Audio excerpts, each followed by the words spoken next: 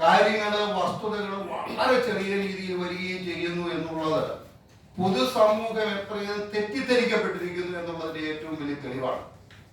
ഞാൻ വളരെ കൃത്യമായി പറയുന്നു, എന്തുകൊണ്ടാണ് ഈ കോലാഹലം ഉണ്ടാകുന്നതെന്ന് നിങ്ങൾ മനസ്സിലാക്കണം. ഞാൻ വളരെ അക്കമിട്ടത് അത് വിശദീകരിച്ചിട്ടുണ്ട്. 1, 2, 3, 4 എന്ന് നിങ്ങൾ മനസ്സിലാക്കണം. ബസിലിക്ക പള്ളിക്ക് ഏതാണ്ട് 30ഓളം വാടക കെട്ടിടങ്ങളുണ്ട്. അതിൽ നിന്ന് മാസം കിട്ടുന്ന വരുമാനം വാടക ഇനത്തിൽ മാത്രം 15 ലക്ഷം രൂപയാണ്. ബസിലിക്ക പള്ളിക്ക് മാത്രം 3 വലിയ ഹാളുകളുണ്ട്. ബസിലിക്ക പള്ളിയുടെ പല സെന്ററുകളിലും വടുതല ചാപ്പൽ ഉൾപ്പെടെയുള്ള സ്ഥാപനങ്ങൾക്കും നിരവധി ഹാളുകളുണ്ട്. ഈ ഹാളുകളൊക്കെ കഴിഞ്ഞ 8-9 മാസമായി അനധികൃതമായി വാടകയ്ക്ക് കൊടുത്ത് ഏകദേശം ഒരു കണക്കനുസരിച്ച് ഒരു മാസം 50 ലക്ഷം രൂപയോളമാണ് ലഭിക്കുന്നത്. കൂടാതെ ബസിലിക്ക പള്ളിക്ക് നമ്മുടെ ബാനർജി റോഡില് ചിയാങ് റെസ്റ്റോറന്റിന്റെ പുറകില് ഒരു 10 സെന്റ് സ്ഥലമുണ്ട്. അത് കാർ പാർക്കിങ്ങിന് കൊടുത്തിരിക്കുകയാണ്. അതിൽ നിന്ന് കിട്ടുന്ന മാസ വരുമാനം ഏതാണ്ട് 2 ലക്ഷം രൂപയാണ്. വിവാഹം, മാമോദീസ, കുഴിക്കാണം, കല്ലറ തുറക്കൽ, ഇങ്ങനെ പള്ളി സംബന്ധമായ നിരവധി വരുമാനങ്ങളുണ്ട്. 60-70 ലക്ഷം രൂപ ഒരു മാസം പള്ളി അക്കൗണ്ടിലേക്ക് വരാതെ, നിങ്ങൾ ഓർക്കണം, ഈ പണം കൊണ്ടാണ് വിവാഹ സഹായവും മരണാവശ്യവും സാധുജനങ്ങൾക്കുള്ള ധനസഹായവും മുഴുവൻ നടന്നു പോകുന്നത്. പള്ളിയിലെ ദൈനംദിന ചെലവുകൾ നടന്നു പോകുന്നത്. കഴിഞ്ഞ 8-9 മാസമായി ഈ പണം മുഴുവൻ ചില സ്ഥാപിത താല്പര്യക്കാരുടെ, ഞാൻ പറഞ്ഞു 99.99% വരുന്ന വിശ്വാസികളുടെ പണം ഈ ഒരു വിരലിലെണ്ണാവുന്ന ആളുകളുടെ മുമ്പിലേക്ക് എത്തിച്ചേരുകയാണ്. ഈ സത്യം നിങ്ങൾ അറിയണം. നിങ്ങൾ ഒന്നുകൂടി അറിയണം. ഈ കോലാഹലം മുഴുവൻ നടക്കുന്നത് നഗരമധ്യത്തിൽ, ബഹുമാനപ്പെട്ട കേരള ഹൈക്കോടതിയുടെ മൂക്കിന് താഴെ, city police commissioner, central station SI, station house ഓഫീസറിന് താഴെ, ARP ക്യാമ്പിനോട് തൊട്ടുചേർന്ന്. ഇന്ന് ആലോചിച്ച് നോക്കുക, അരമനയിൽ ഏതാനും ആളുകൾ കയറി പുരോഹിതരെ ബന്ദികളാക്കുന്നു.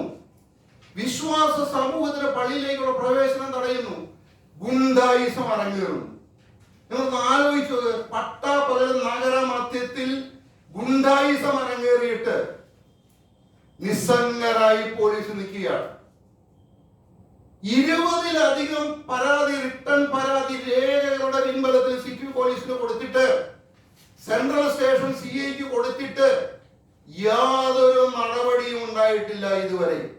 നിങ്ങളിവിടെ ഓർക്കേണ്ട ഒരു കാര്യം, 2024 നവംബർ മാസത്തില് നവംബർ 25-ാം തീയതി അവിടുത്തെ പുരോഹിതൻ ഫാദർ വർഗീസ് മണവാളിനെ സ്ഥലം മാറ്റി. ആ സ്ഥലം മാറ്റത്തിനെതിരെ കാനോൻ നിയമപ്രകാരം സിവിൽ കോടതിക്ക് അധികാരമില്ല. ഞാൻ അതിലേക്ക് പോകുന്നില്ല. അദ്ദേഹം സിവിൽ കോടതിയെ സമീപിച്ചു.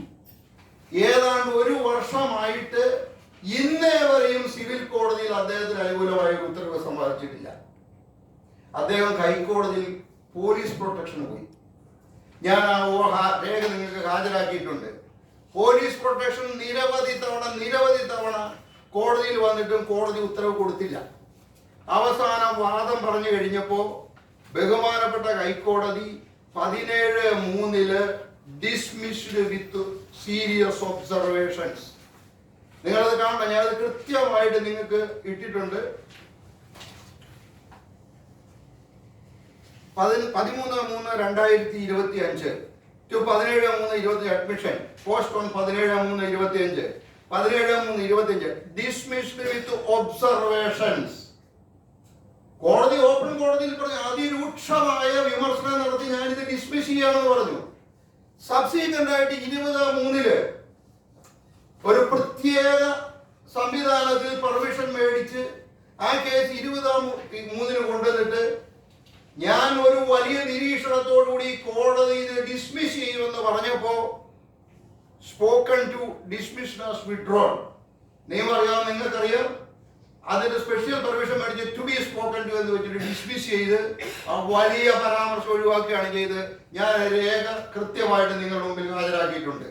അതിലെ ഉത്തരവും പിന്നീട് ഹാജരാക്കിയിട്ടുണ്ട്.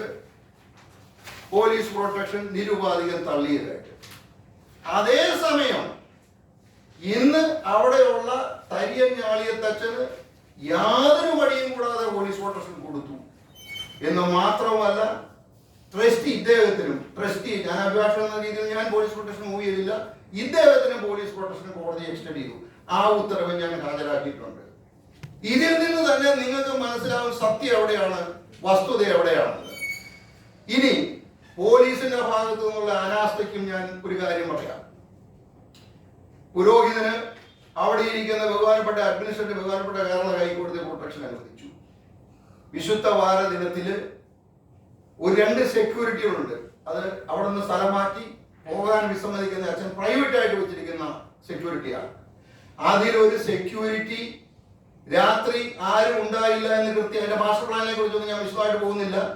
അതായത് പുറത്തുനിന്ന് എന്തെങ്കിലും സ്വരം കേട്ട് കഴിഞ്ഞാൽ അച്ഛൻ വന്ന് നോക്കും. അത് അറിയാവുന്ന അദ്ദേഹം മറ്റേ സെക്യൂരിറ്റിയോട് പറഞ്ഞു, താൻ ഇവിടെ നിന്ന് ബഹളം ഉണ്ടാക്കണം, പാട്ടയിൽ കൊട്ടി സ്വരം ഉണ്ടാക്കണം. അച്ഛൻ വന്ന് പുറത്തോട്ട് നോക്കും. അപ്പൊ ഞാൻ സ്റ്റെയറിൽ കൂടെ കയറി ഞാൻ ആക്രമിക്കും. ഈ കത്തി സഹിതം മാരകായുധങ്ങളെ സഹിതം കൈയോടെ ആ സെക്യൂരിറ്റിയെ പിടിച്ചു. സെക്യൂരിറ്റിയെ പിടിച്ച് അയാൾ തന്നെ കൈ കുറഞ്ഞു. ഓൺ ദ സ്പോട്ടിൽ പോലീസ് വന്നു. ആ സെക്യൂരിറ്റിയെ പിടിച്ചിട്ട് പോലീസ് പ്രൊട്ടക്ഷൻ ഉള്ള ആളാണെന്ന് പറഞ്ഞിട്ട് ഒരു 307 കേസ് പോലും രജിസ്റ്റർ ചെയ്യാതെ നിരുപാധികം അയാളെ വിട്ടു. എന്ന് മാത്രവുമല്ല, കൂട്ടത്തിലുള്ള സെക്യൂരിറ്റിയുടെ മൊഴി നിങ്ങളത് കാണേണ്ടതാണ്. എന്തായിരുന്നു ആ മോഡസ് ഓപ്പറാണ്ടി എന്ന് ആ കൂട്ടത്തിലുള്ള സെക്യൂരിറ്റി വിശദമായി പോലീസിന് കൊടുത്ത സ്റ്റേറ്റ്മെന്റ് ഉണ്ട്. അതുപോലും പോലീസ് റെക്കോർഡ് ചെയ്തില്ല. അയാൾ വീഡിയോ കൊടുത്തു. എങ്ങനെയാണ് പോലീസ് സംരക്ഷണമുള്ള പുരോഹിതനെ ആക്രമിക്കാൻ? കാരണം പുറത്തുനിന്നുള്ള ഒരാൾക്കൊന്നും ആക്രമിക്കാൻ പറ്റില്ല. അപ്പോ അവിടെ പ്രൈവറ്റ് സെക്യൂരിറ്റി ആയിട്ട് നിൽക്കുന്ന ആൾക്ക് പണവും മറ്റു പ്രലോഭനങ്ങളും നൽകി രാത്രിയുടെ അന്ത്യയാമത്തിൽ വിശുദ്ധ വാര ദിനങ്ങളിൽ ഇടവക്കാരുണ്ടാവില്ല എന്ന് ബോധ്യപ്പെട്ടിട്ട് ആക്രമിക്കാനുള്ളത് കൂട്ടത്തിലുള്ള സെക്യൂരിറ്റിയുടെ മൊഴി, അയാളുടെ വീഡിയോ, കത്തി സഹിതം പിടിച്ചിട്ട് സെൻട്രൽ പോലീസ് കേസ് രജിസ്റ്റർ ചെയ്തില്ല. ഇത് നിങ്ങൾ ഒന്നുകൂടെ കൂട്ടി വായിച്ചാൽ മതി. വിമത പ്രവർത്തകര് 4-5 മാസങ്ങൾക്ക് മുമ്പ് ബലമായ അരമനയിൽ കയറി. പോലീസുമായിട്ട് സംഘടന ഉണ്ടായി. ഒരു സബ് ഇൻസ്പെക്ടറുടെ വാരിയിൽ ഒടിഞ്ഞു. നിങ്ങളൊന്ന് ആലോചിച്ച് നോക്കി. നമ്മളൊക്കെ വിദ്യാർത്ഥി പ്രവർത്തകരുള്ളവരാണ്. ഒരു പോലീസിന് പരിക്കേറ്റാൽ അത് എങ്ങനെയായിരിക്കും പോലീസ് ഡീൽ ചെയ്യുന്നത്? ഒരു സീരിയസ് ഓഫൻസ് ഇട്ടെന്ന് മാത്രമല്ല ആ കേസിൽ പരിഗണിക്കുന്നത്. പോലീസ് SIയുടെ വാരിയൽ ഒടിഞ്ഞ കേസാണ് ഞാൻ പറയുന്നത്. അപ്പൊ നഗരമധ്യത്തിൽ ഈ പട്ടാപ്പകല് നടക്കുന്ന ഈ അക്രമങ്ങൾക്കും അനീതിക്കും അസാന്മയ പ്രവർത്തികളും മുഴുവൻ അവസാനമാടുന്നത് പോലീസാണ്. സത്യത്തിൽ നിങ്ങൾക്കറിയാവോ, ഒരാള് വന്ന് വിവാഹ സർട്ടിഫിക്കറ്റ് ചോദിച്ചാൽ പള്ളിയിൽ നിന്ന് കൊടുക്കാൻ പറ്റിയല്ല. മാമോദിസ സർട്ടിഫിക്കറ്റ് വന്നാൽ കൊടുക്കാൻ പറ്റിയല്ല. യാതൊരു നിർവാഹമില്ല. മുഴുവൻ രജിസ്റ്ററുകളും സ്ഥലം മാറ്റപ്പെട്ട അച്ഛൻ ബലമായി കൈയടക്കി വെച്ചിരിക്കുകയാണ്. 8 മാസമായി പോവുകയില്ല. ഏതെങ്കിലും രീതിയിൽ ഓഫീസ് കൊടുത്ത് ഏതെങ്കിലും ഒരു സർട്ടിഫിക്കറ്റ് കൊടുക്കാൻ വന്നു കഴിഞ്ഞാൽ അപ്പോ പോലീസിനെ വിളിക്കും. അവിടുത്തെ സ്ഥലം മാറ്റപ്പെട്ട അച്ഛൻ പോലീസ് ഓടി വന്ന് ബലമായി ഓഫീസ് അടപ്പിക്കും. നിയമപരമായി പ്രവർത്തിക്കുന്ന സംവിധാനത്തിന്റെ കീഴിൽ പ്രവർത്തിക്കുന്ന ട്രസ്റ്റിമാർക്കും പുരോഹിതനും പ്രവർത്തിക്കാൻ അനുവദിക്കാതെ നിയമവിരുദ്ധമായി കഴിഞ്ഞ 8-9 താമസിക്കുന്ന പുരോഹിതനെ പോലീസ് കവചമൊരുക്കുകയാണ്. വേദനാജനകമാണ്. സത്യസന്ധമായി പ്രവർത്തിച്ചിരുന്ന ACP ഉണ്ടായിരുന്ന ആ ACPക്കെതിരെ ആരോപണങ്ങൾ ഉന്നയിച്ചുകൊണ്ട് അയാളെ നിർവീര്യരാക്കി. ഇതിന്റെ എല്ലാം വരുന്നത് സാമ്പത്തിക സ്രോതസ്സാണ്. അതാണ് ഞാൻ പറഞ്ഞത്. നിങ്ങൾ പൊതുസമൂഹം മനസ്സിലാക്കണം. വിശ്വാസ സമൂഹത്തോട് ചെയ്യുന്ന കടുത്ത അനീതിയാണ്. ഇതാ ഇപ്പോ സഭയുടെ പരമോന്നത നീതി നിർവഹണ സമിതിയായ ട്രിബ്യൂണല് നിങ്ങൾക്ക് ആ ഓർഡർ കിട്ടിയിട്ട് കാണും. വളരെ കൃത്യമായി ഞാൻ അത് മാത്രം പറഞ്ഞ് ഈ പത്രസമ്മേളനം അവസാനിപ്പിക്കുകയാണ്. ഞാനതിലെ വളരെ പ്രസക്ത ഭാഗങ്ങൾ മാത്രം വായിച്ച് ഞാൻ അവസാനിപ്പിക്കുകയാണ്. Interim order to evict Father Varghese Manavalan from the Virisbury of St. Mary's Cathedral Basilica.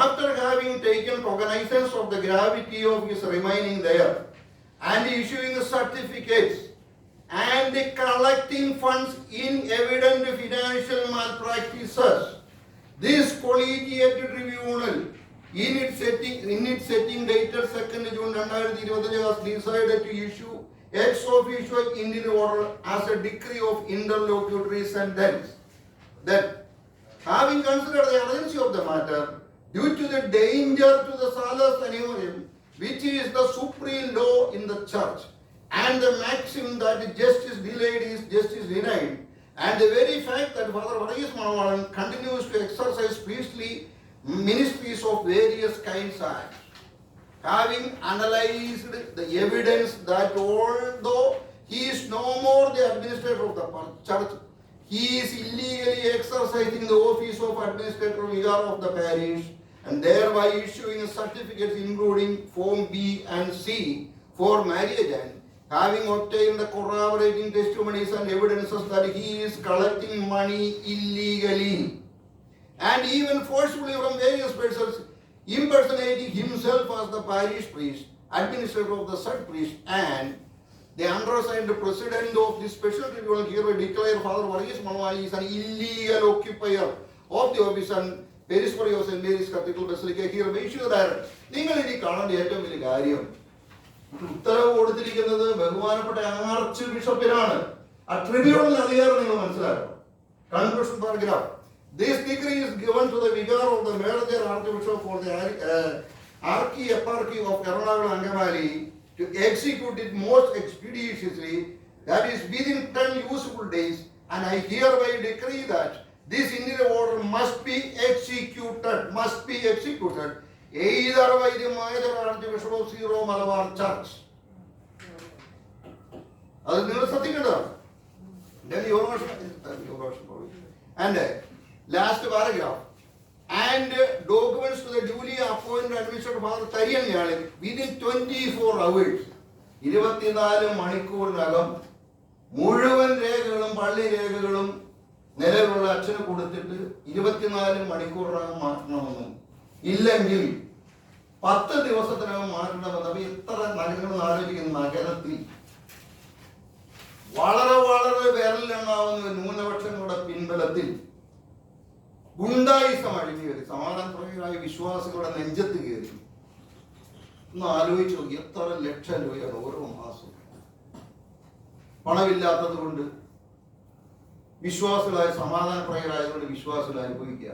ഞാനൊക്കെ ഹൈക്കോടതിയിലൊക്കെ പ്രാക്ടീസ് ചെയ്ത് ജീവിക്കുന്ന ആളുകളാണ്. വളരെ വേദന തോന്നി ഇതിലേക്ക് വന്നതാണ്. സത്യം നിങ്ങൾ മനസ്സിലാക്കണം, പൊതുസമൂഹം വളരെ വളരെ വളരെ തെറ്റിദ്ധരിക്കപ്പെട്ടിരിക്കുന്നു. ഈ അംഗമായി ഇവിടെ മാത്രമാണ് ഈ കുർബാന ഏതുമാകട്ടെ, ഒരു സംവിധാനം ഒരു തീരുമാനം എടുത്താൽ ആ സംവിധാനത്തിനോടൊപ്പം നിൽക്കുന്നതാണ് കത്തോലിക്ക സഭയുടെ ചരിത്രം. ആ കത്തോലിക്ക സഭയോടൊപ്പമാണ് ഞാൻ വീണ്ടും വീണ്ടും വീണ്ടും ഊന്നി പറയുന്നത്. 99.99% ആ വിശ്വാസ സമൂഹത്തെയും 1% വരുന്ന ആളുകൾ ഭരിക്കുന്ന ദയനീയമായ അവസ്ഥയാണ്. ആ അവസ്ഥയ്ക്ക് പിൻബലം നൽകുന്നത് വലിയ ഒരു സാമ്പത്തിക സ്രോതസ്. എവിഡൻസുകൾ സഹിതം, മുഴുവൻ എവിഡൻസുകൾ സഹിതം നേരിട്ട് city police commissioner station house ഓഫീസർക്ക് പരാതി കൊടുത്തിട്ട് ഒരു തെഫ്റ്റ് കേസ് പോലും രജിസ്റ്റർ ചെയ്യാൻ പറ്റിയിട്ടില്ല. ഒരു പട്ടാപ്പകൽ വിശുദ്ധ ഭാരതത്തിലെ പള്ളിയുടെ വളരെ വിലപിടിപ്പുള്ള സാധനങ്ങൾ മോഷണം പോയി. ഇവിടെ ഏറ്റോട്ടിരിക്കുന്ന സുഹൃത്ത് അത് വീഡിയോ പിടിച്ച് പോലീസിന് കൊടുത്തു. കൊണ്ടുപോയ വണ്ടിയുടെ നമ്പർ സഹിതം കൊടുത്തു. പോലീസ് ആക്ട് ചെയ്യല. പോലീസ് പ്രൊട്ടക്ഷൻ ഉള്ളയാളെ പ്രൈവറ്റ് സെക്യൂരിറ്റി വെച്ച് വധിക്കാൻ ശ്രമിച്ചിട്ട് കൂട്ടത്തിലുള്ള സെക്യൂരിറ്റിയുടെ മൊഴി പോലും എടുക്കാതെ, ഫോർ എക്സാമ്പിൾ വാദത്തിന്റെ കള്ളക്കേസാണെന്ന് വിചാരിക്കുക, കൂട്ടത്തിലുള്ള മൊഴി എടുക്കുകയാണ്. അപ്പൊ എത്ര അനീതിയാണ് നടക്കുന്നത്, എത്ര അധർമ്മമാണ് നടക്കുന്നത് എന്ന് നിങ്ങൾ ഓർക്കണം. പോലീസ് പ്രൊട്ടക്ഷൻ ഹൈക്കോടതി തള്ളിയിട്ട് പോലും അവിഹിതമായി അവിടെ താമസിക്കുന്ന പുരോഹിതന് അവിഹിതമായി പോലീസ് സംരക്ഷണം കൊടുക്കുന്നു. പോലീസ് സംരക്ഷണമുള്ള പുരോഹിതനും ട്രസ്റ്റിയും ഓഫീസ് തുറന്ന് പ്രവർത്തിക്കുമ്പോൾ പോലീസ് തുറക്കാൻ അനുവദിക്കുന്നില്ല.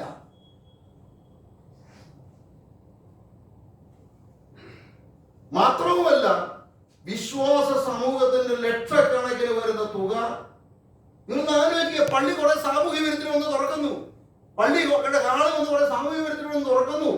വിവാദങ്ങൾക്കൊക്കെ കൊടുക്കുന്നു, പൈസ വാങ്ങുന്നു.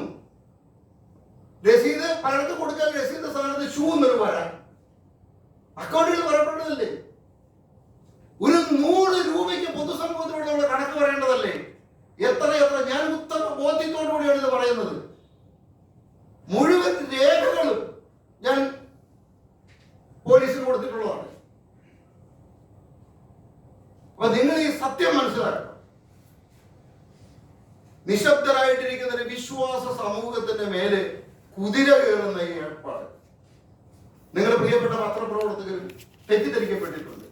അതുകൊണ്ടാണ് ഇങ്ങനെ വാർത്ത പോകുന്നത്. പക്ഷെ ശരിയാണ്, നിങ്ങളെ കുറ്റപ്പെടുത്തിയില്ല. സത്യം ബോധ്യപ്പെടുത്താൻ സഭ ഒരിക്കലും ഒരു ഔദ്യോഗിക പത്രസമ്മേളനം നടത്തിയിട്ടില്ല. അവസാനിപ്പിക്കുന്നു. നന്ദി, നമസ്കാരം.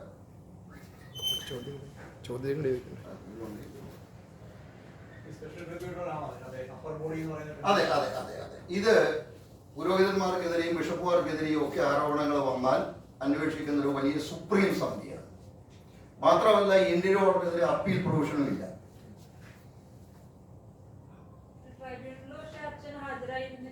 അച്ഛന് വേണ്ടി പുരോഹിതനും ഹാജരായിട്ടുണ്ട്. പ്രത്യേക ഓർഡറിൽ പറഞ്ഞിട്ടുണ്ട്. അച്ഛന്റെ പേരും പറഞ്ഞിട്ടുണ്ട്, വക്കീലിന്റെ പേരും പറഞ്ഞിട്ടുണ്ട്. മാഡം ആ ഓർഡർ ഒന്ന് പോലീസ് സംരക്ഷണം അല്ല. നിയമത്തെ ഇന്നേവരെ കത്തോലിക്ക സഭയുടെ ചരിത്രത്തിൽ ഒരു പുരോഹിതൻ ട്രാൻസ്ഫറിനെതിരെ 1-2 കേസിൽ കോടതി പോയിട്ടുണ്ട്. കോടതി ഉത്തരവ് കൊടുക്കാതെ സ്വമേധ ഒഴിഞ്ഞു പോകും. ഇത് യാതൊരു മാനദണ്ഡവും പാലിക്കാതെ കുശിനി കാന്റീൻ തുറന്നു പ്രവർത്തിക്കുന്നു. സുഖമായി അദ്ദേഹം ജോലിക്കാരെ വെച്ചിരിക്കുന്നു, പ്രൈവറ്റ് സെക്യൂരിറ്റിയെ വെച്ചിരിക്കുന്നു. അതായത് ഒരു സുവർണക്ഷേത്ര രീതിയിൽ ബസലിക്ക പള്ളിക്ക് അടുത്ത് പുള്ളി ഒരു സമാന്തര സംവിധാനം ഒരുക്കി. നിയമം കയ്യിലെടുക്കുക എന്ന് പറഞ്ഞാൽ പച്ചയ്ക്ക് നിയമം കയ്യിലെടുക്കുക. അത് വളരെ വ്യക്തമാണല്ലോ. ഞാൻ വ്യക്തികളുടെ പേരിൽ പറയുന്നില്ല. ഞാൻ പറയുന്നു, ഏതായാലും ഇത്രയും വരുന്ന തുക പള്ളി അക്കൗണ്ട് ചെയ്യപ്പെട്ടിട്ടില്ല. അത് അതിന് ഓഫീസ് പൂട്ടി കിടക്കുമല്ലേ? അക്കൗണ്ട് ഫ്രീസ് ചെയ്തുകൊണ്ട് അക്കൗണ്ടിലേക്ക് എടുക്കാതിരിക്കാനല്ലേ പറ്റുള്ളൂ. അക്കൗണ്ടിലേക്ക് പണം അടയ്ക്കുന്നതിന് വിരോധമില്ലല്ലോ. അക്കൗണ്ടിൽ നിന്ന് പണം വിഡ്രോ ചെയ്യുന്നതിനല്ലേ പ്രശ്നമുള്ളൂ, അടയ്ക്കുന്നതിന് വിരോധമില്ലല്ലോ. കള്ളം കപ്പലിൽ തന്നെ.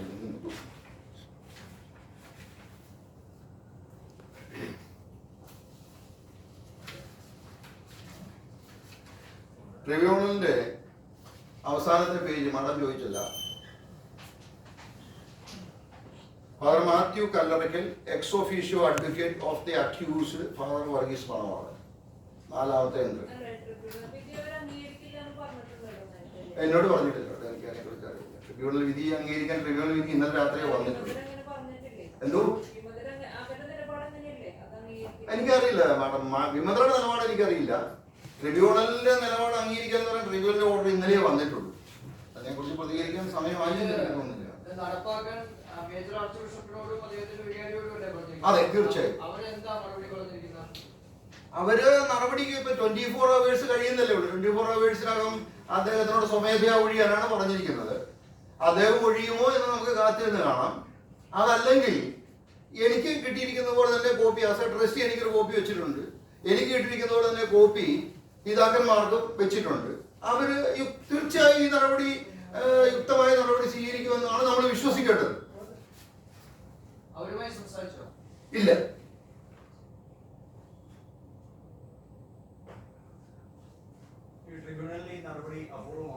അത്യപൂർവം. അപൂർവമല്ല, അത്യപൂർവമെന്ന് മാത്രമാണ് ഞാൻ അന്വേഷിച്ചപ്പോ കത്തോലിക്ക സഭയിൽ ഇത്ര തീക്ഷ്ണമായ ഒരു ഉത്തരവുണ്ടായതായി പഴമക്കാരായ പുരോഹിതന്മാർക്ക് പോലും അറിയില്ല. കാരണം ഇത്തരം ഒരു സംഭവങ്ങളിലേക്ക് സാധാരണ കത്തോലിക്ക സഭയിലെ ഒരു പുരോഹിതനും നീങ്ങാറില്ല.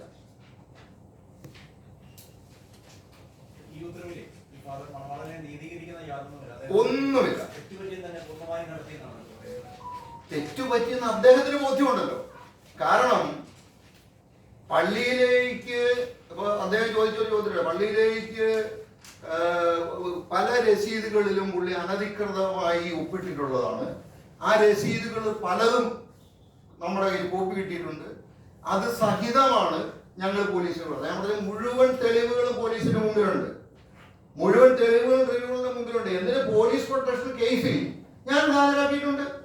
അതുകൊണ്ടാണല്ലോ യാതൊരു മടിയില്ലാതെ പോലീസ് പ്രൊട്ടക്ഷൻ നീതിയുടെ ഭാഗത്ത് ഉള്ള ആൾക്ക് കൊടുത്തത്. അനീതിയുടെ ഭാഗത്തുള്ള ആളുകൾക്ക് യാതൊരു മടിയുമില്ലാതെ ഹൈക്കോടതി തള്ളിയത്. ഈ മണവാളിനെ സ്ഥലം മാറ്റിയത് അന്നത്തെ അഡ്മിനിസ്ട്രേറ്റർ ആയിരുന്നോ, അതായത് പോസ്കോ പുത്തൂരായിരുന്നോ, അതോ ഇപ്പോഴത്തെ മേജർ ആർച്ച് ബിഷപ്പ്? അന്നത്തെ പിതാവായിരുന്നു. അന്നത്തെ പുതിയ ആളത് റാറ്റിഫൈ ചെയ്ത് എല്ലാ സ്ഥാപനങ്ങളിലും ലെറ്റർ കൊടുത്തിട്ടുണ്ട്. എല്ലാ സ്ഥാപനങ്ങളിലും. അത് മാത്രമല്ല, അതിനുശേഷം അദ്ദേഹത്തെ എല്ലാ പൗരോഹിത്യ നടപടികളിൽ നിന്ന് വിലക്കിയിരുന്നു. അത് മുഴുവൻ അദ്ദേഹം ലംഘിക്കുകയാണ്. കാരണം ഒരു പുരോഹിതൻ എന്ന രീതിയിലുള്ള ഒരു പൗരോഹിത്യ കർമ്മവും നടത്താൻ പാടില്ല എന്ന് കൃത്യമായി ഉത്തരവ് കൊടുക്കുകയും അതൊരു പത്രക്കുറിപ്പായി, പത്രപ്രസ്താവനയായി സഭ പബ്ലിഷ് ചെയ്യുകയും ചെയ്തിരുന്നു. അത് ഞാൻ പോലീസ് പ്രൊട്ടക്ഷനോടൊപ്പം ഹാജരാക്കിയിരുന്നു. എക്സിബിറ്റ് P3 ആയിട്ട്, അതായത് ഡിക്രി ഇമ്പോസിംഗ് റെസ്ട്രിക്ഷൻസ് ആൻഡ് പ്രൊഹിബിഷൻസ് ആ സ്വീകാർ എന്ന് പറഞ്ഞ് 21/12/2024 തീയതി വളരെ കൃത്യമായി അദ്ദേഹത്തെ പൗരോഹിത്യ ചുമതലകളിൽ നീക്കിക്കൊണ്ട് ഓർഡർ ഇടുകയും 28/12/2024 തീയതി അതൊരു പത്രക്കുറിപ്പായിട്ട് സഭ ഇറക്കുകയും ചെയ്തിട്ടുണ്ട്.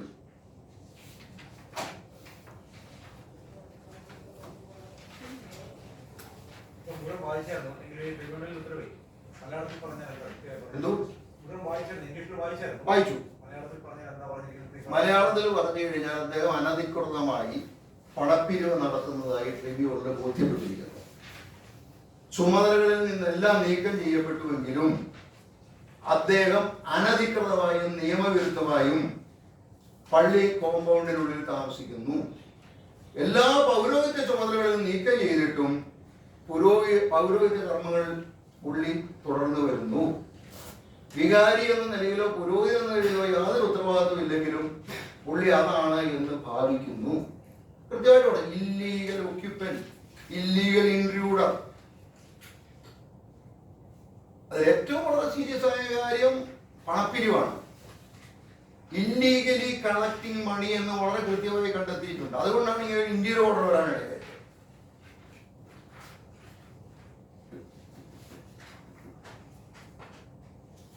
ഞങ്ങൾ പിരിഞ്ഞോട്ടെ. Thank you.